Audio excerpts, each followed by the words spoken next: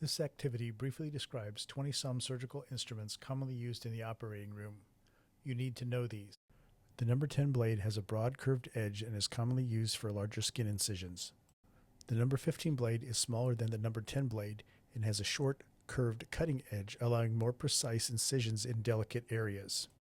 The number 11 blade has a sharp, triangular tip and is typically used for stab incisions, such as draining abscesses or entering vessels. Mayo scissors are heavy surgical scissors used for cutting dense tissue such as fascia or muscle. They are thicker and stronger than other scissors and may be straight for cutting sutures or curved for dissecting tougher tissue. Metzenbaum scissors, also known as Metz, are long, delicate scissors designed for fine dissection of soft tissue. They are commonly used for blunt dissection rather than cutting heavy structures. Iris scissors are small, fine scissors. Originally designed for ophthalmic surgery, in general surgery they are used for precise cutting of delicate tissues or fine sutures.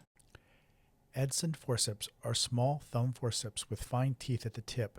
They are commonly used to grasp skin or delicate tissue during suturing or wound closure.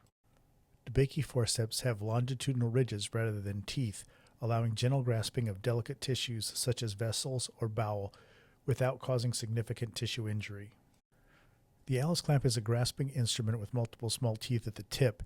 It is used to hold firm tissues, such as fascia or tissue that will be removed, because the teeth can cause tissue trauma. A hemostat is a small locking clamp used to grasp bleeding vessels or control small amounts of bleeding. It may also be used to bluntly dissect tissue planes. A Kelly clamp is a medium-sized locking hemostatic clamp with partial serrations on the jaws. It is commonly used to clamp medium-sized blood vessels or tissue during surgical dissection. Surgical hooks are small retracting instruments used to pull back skin, soft tissue, or other structures to improve exposure during a procedure. They may be sharp or blunt, and you should choose them based on the tissue being retracted and the need to avoid injury. A needle driver is a locking instrument designed to securely grasp and drive a surgical needle through tissue during suturing.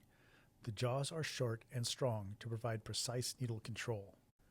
Brown forceps are thumb forceps with multiple fine interlocking teeth that allow secure yet delicate grasping of tissue, commonly used during skin closure. Suture scissors are small scissors designed specifically for cutting sutures.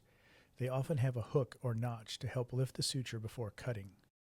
The Army-Navy retractor is a handheld double-ended retractor used to retract shallow tissues or skin edges during smaller surgical procedures. The Sen retractor is a small handheld retractor with a flat blade on one side and sharp prongs on the other. It is commonly used to retract superficial tissue during minor procedures.